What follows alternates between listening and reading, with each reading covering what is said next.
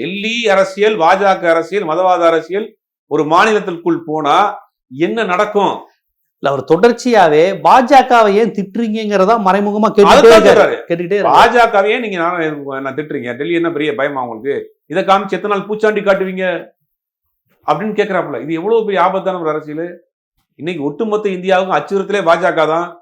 என்னென்ன வேலைகள் செஞ்சுக்கிட்டு இருக்கு, இதை பத்தி ஏதாவது பேசுவாரா? இந்த 5 ஆண்டுகள்ல எடப்பாடி பழனிசாமி ஆட்சி இருந்தா என்ன நடந்திருக்கும், திமுக ஆட்சி என்ன நடந்திருக்குன்னு 2 விஷயத்தை சாமியில் சொல்லலாம். உதாரணம் ஒண்ணு வந்து மைக்கேல்பட்டியில் ஒரு ஸ்கூல்ல ஒரு பொண்ணு இறந்து போச்சு. அதை வச்சு என்ன பண்றாங்க, மதமாற்றம் பண்றாங்க, ஒரு கிறிஸ்துவ மதம் மாற்றத்துக்கு முயற்சி பண்றாங்க அப்படின்னு ஒரு பெரிய பிரபகண்டா நடத்துது. ஒரு மத ரீதியாக காலங்காலமாக கிறிஸ்துவ கல்வி நிறுவனங்கள் பெண்களை உறுதி செய்த ஒரு நிறுவனம், அதுக்கு ஒரு சாயம்பூச பார்த்தாங்க. சிபிஐ வரைக்கும் போய் இன்னைக்கு வந்து அது வந்து இல்லைன்னு உறுதியாயிருச்சு. அந்த பொண்ணு தனிப்பட்ட காரணத்தில் இறந்துருக்கு.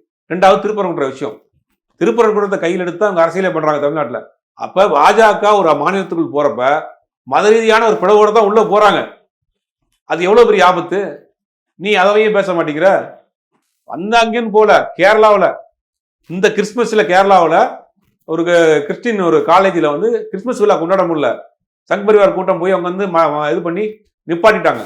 பினராயி விஜயனே மண் வந்து போனார், நம்ம மாநிலத்துக்குள்ள இந்த மாதிரி நடக்குதா அப்படின்னு. இப்படி ஒட்டுமொத்தமாக நடந்துகிட்டு இருக்கு. நீ ஈஸியா வந்து பாஜகவை நார்மலைஸ் பண்ணக்கூடிய அரசியல் பண்ற. அப்ப என்னன்னா இவருக்கு பின்னாடி இருக்கக்கூடிய அந்த சிறுபான்மைங்கிற அடையாளத்தோட அந்த வாக்குகளை வாங்கி சிதறடிக்கக்கூடிய வேலையை இந்த வேலை பண்றாரு.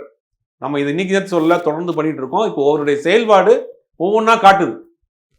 பாசிசமா பாயாசமா, டெல்லினா டெல்லியை காட்டியும் பயம் காட்டுறீங்க, பாஜக பெரிய அடுத்து என்ன பண்ணுவாங்க தெரியுமா உங்களுக்கு? அடுத்த மீட்டிங்ல பாஜக தீர்ந்ததகாத கட்சியா, ஏன் பாஜக பத்தி பேசுறீங்க? பாஜகவை நார்மலைஸ் பண்ணக்கூடிய வேலையை பண்ணிக்கிட்டே இருக்கிறார். இல்ல இப்ப பாஜக காரங்க எல்லாருமே சொல்றது ஆனா உனா பிஜேபி வந்துரும் சொல்லிட்டு திமுக எல்லா தப்பும் செய்துங்கிறாங்க. அதே லாங்குவேஜ் ஒரு வாயில, அதே கண்டென்ட், அதுதான் வேறு வார்த்தைகளை பயன்படுத்தி பேசுறாரு. நாம் தமிழர் பல இடத்துல சொல்லுவாங்க, திமுக பாருங்க என்னாலும் செஞ்சுட்டு பாஜக வந்துரும் எங்களுக்கு ஓட்டு போடுங்க, அதே டோன தான் இவரும் பேசுறாரு. அதான் பண்றாரு. பாஜகவை நார்மலைஸ் பண்ணக்கூடிய அடுத்ததுல சொல்லிடுவாரு பாஜக வரட்டுங்க, திமுக ஒன்றும் பிரச்சனை இல்ல, திமுக தான் தீய சக்தி அப்படின்றாரு.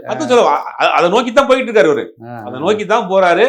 அது எதுவுமே புரியாத ஒரு மயக்கத்தில் கிறக்கத்தில் திரையில் பார்த்து ரசிச்சு விசிலடிச்ச ஒரு கூட்டம் அங்க கிறங்கி போய் கிடக்குது.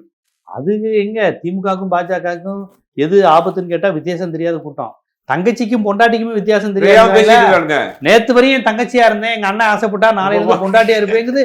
நமக்கு திருப்பி கேட்கிறோம், என்ன சொல்லுச்சு, தப்பா புரிஞ்சுக்கிட்டோமா, நீங்க ஏதோ சொன்னீங்க, எனக்கு ஏதோ ராங்கா கேக்குதுன்னு பார்த்தா அது ஓப்பனா அழுத்தி போட்டு முடக்க பாக்குறீங்கன்றாரு.